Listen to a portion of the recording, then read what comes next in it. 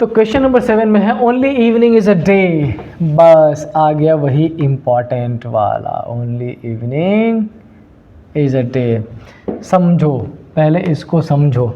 मैंने आपसे बोला था, सपोज कर लो एक स्टेटमेंट गिवन हो, ओनली ए इज बी, मतलब केवल ए ही बी है और कोई नहीं।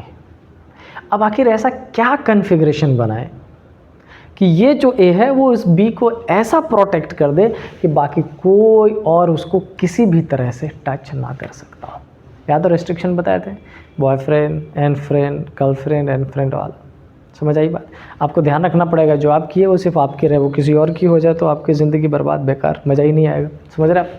अब यहाँ पर समझो, इस ओनली को नॉर्मली अगर सिलॉग्स के सिंपल लैंग्वेज में बोले तो हमने ये बताया ऑल जब अपन कन्वर्ट करते हैं तो इस बी की पोजीशन यहाँ आ जाएगा और ये यहाँ पर ऑल बी इज ए। इसका मतलब ये बी सारे का सारा किसके अंदर आ जाएगा? ए के अंदर। लेकिन जब ये कन्वर्जन हो रहा होता है तो आपको ध्यान रखना पड़ेगा कि इस बी का रिमेनिंग जितने भी वेरिएबल्स होगा उन सब के साथ कैसा रिलेशन? नेगेटिव।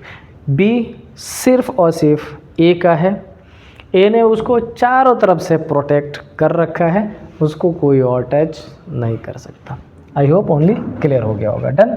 चलो अब अपन आते हैं इस क्वेश्चन के सेगमेंट पे। क्वेश्चन नंबर 7, ज़्यादा टाइम नहीं लूँगा, 3-4 मिनट्स में ख़त्म करते हैं इसको। देखते हैं क्या कह रहा है। लिखा है only evening is a day, मतलब सारे का सारा जो डे है वो किसके अंदर है? इवनिंग के अंदर है। ये हमने बना दिया। Only a few month are evening, अच्छा कुछ मंथ इवनिंग है और इसमें से कुछ मंथ ऐसा है जो इवनिंग नहीं है। Only a few.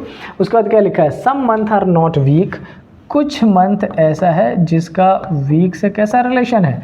नेगेटिव।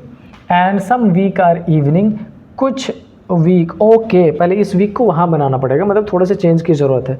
आप यहाँ से इस कन्फिग्रेशन को एलिमिनेट कर दीजिए। डन।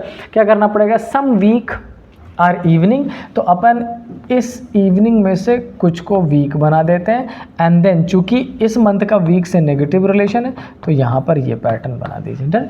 खाली इस वाले पार्ट को हटा लीजिएगा। अब कंक्लूजन में क्या लिखा है? कंक्लूजन में आपसे बोला गया है all month can never be weak. ज़्यादा है कैन नेवर, 100% श्योरिटी नेगेटिव वाला। कह रहा है कि सारे का सारा मंथ वीक में जा ही नहीं सकता। अब एक बात बताओ, आप खुद देखो, मंथ के कुछ पार्ट का आपने वीक के साथ कैसा रिलेशन बना दिया? नेगेटिव। जब आप खुद सम नेगेटिव बता रहे हो फिर आप किस मुंह से इन सबको उसके घर लेके जाओगे? क्या ये पॉसिबल है? नहीं। तो ये तो 100% करेक्ट ही तो बोल रहा है कि हाँ भाई ये नहीं हो सकता, सारे का सारा नहीं जा सकता। नेक्स्ट क्या कह रहा है? All week can be month. अब कैन भी मतलब पॉसिबिलिटी पॉजिटिव है। कह रहा है सारा वीक मंथ में आ जाए। देखो नेगेटिव रिलेशन मंथ की तरफ से था वीक के लिए, लेकिन वीक की तरफ से मंथ के बारे में कोई इन्फॉर्मेशन गिवन नहीं था। ये मैं आपको सम नॉट के केस में डिटेल्स में समझा चुका हूँ। ठीक है, इसका मतलब अगर इसको विदाउट कैन देखें तो आप आंसर बोलोगे डाउटफुल और प्लस पॉसिबिलिटी में आंसर क्या करेंगे? करेक्ट। और लास्ट क्या लिखा? No evening is a week. आपके पास इवनिंग ये रहा, वीक ये रहा, ऑलरेडी ओवरलैप कर रहा है, पॉजिटिव है, ये कह रहा नो, गलत कर देते हैं। डन। बहुत सिंपल था ये। चलिए